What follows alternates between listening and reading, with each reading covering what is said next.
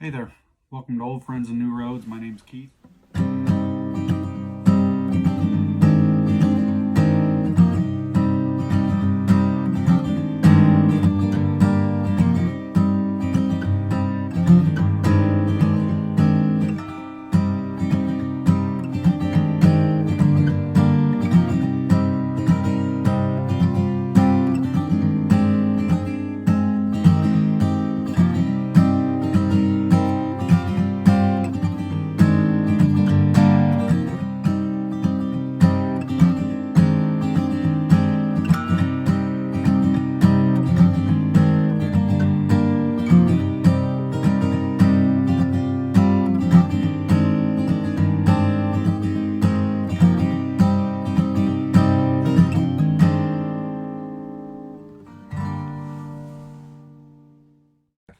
Let me talk to you about road glides for a second. I've always been a road glide guy.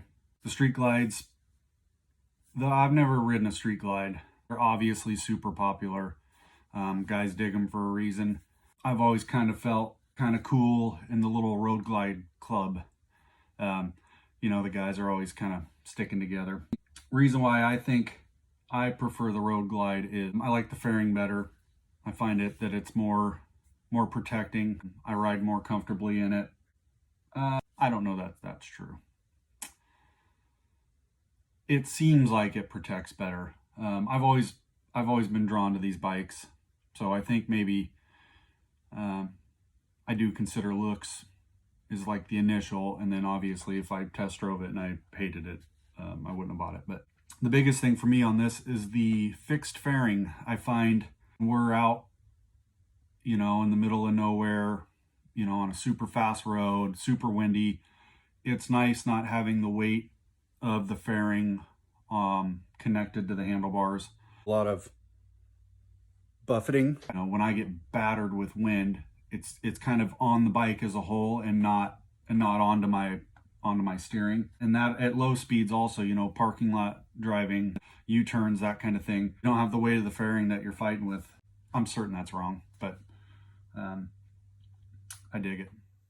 This is the first set of wheels I've had to buy for the bike. I went with the Avon Cobra Chromes, and these things are sweet.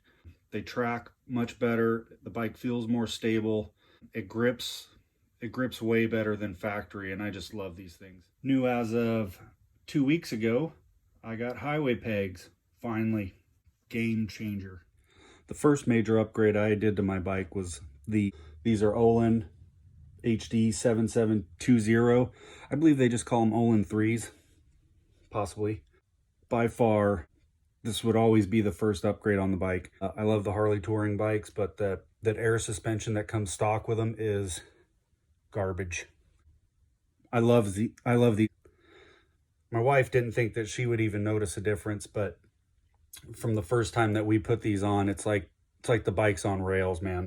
The bumps, you never get rid of having the bike shoved up your ass entirely, but it does happen less with these things, and they are sweet. A little dirty. Fuck it. Vance & Hines pipes. These are just slip-ons. I haven't done the full exhaust system yet. With that, I also purchased the Vance & Hines Super Tuner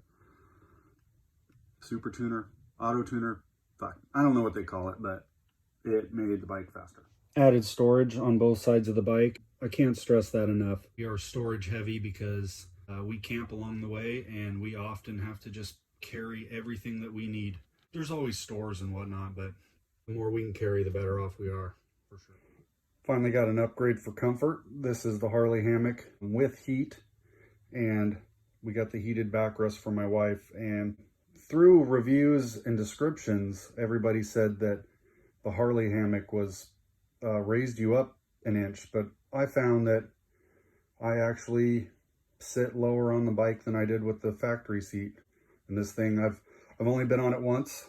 We did a short 60-mile ride just to test drive it, but the heat's incredible, super comfortable, and yeah, we're just digging it. These are the controls for the Harley hammock. High, low, center off. I believe they'll stay on for an hour, then it automatically shuts off and you'll have to turn it off and re-engage to get it heating again. This is my wife's controls for her backrest.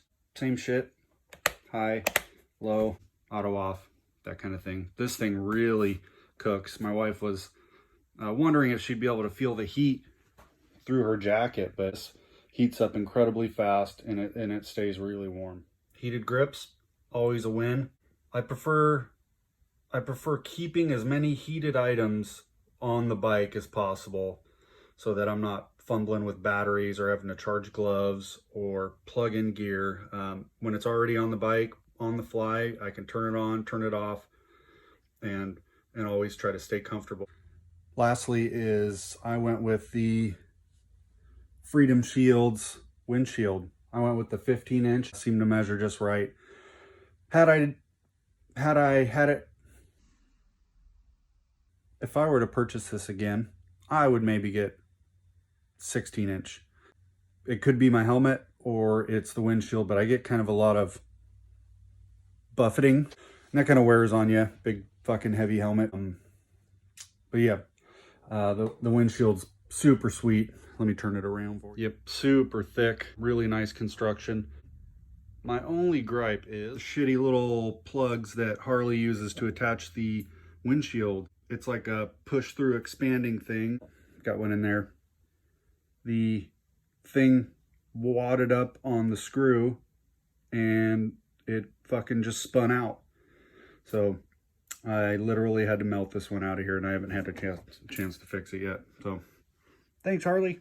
All right, my garage is a shithole. My bike is super dirty. I went with the Cosmic Blue. I don't know if that's coming across well, but there's a green flake in there that just sold me on it. Every other bike I've ever had has been black and flat black if I could get that even. But this paint just, it just drew me in. The second I saw it on the showroom, I was into it. And it's the first shiny bike I've ever owned. And I'm just a fan. Just a good looking bike. When it's cloudy or overcast, insanely sparkly. It's kind of just a, you know, a dull blue. By dull, I don't mean flat. I mean that it's boring, I guess. But when the sun comes out, man, that really, really pops. Thanks for watching. I'll have more videos coming. I plan on kind of going over my gear. We have a locker over there behind me that is dedicated to motorcycle camping gear. We've been through kind of different versions of gear and we have a pretty dialed setup right now. So once maybe it's a little bit nicer out and I got a little bit more time, maybe we'll go over the gear. I'll show you how I pack up my bike, and I can't wait for this year's motorcycle season.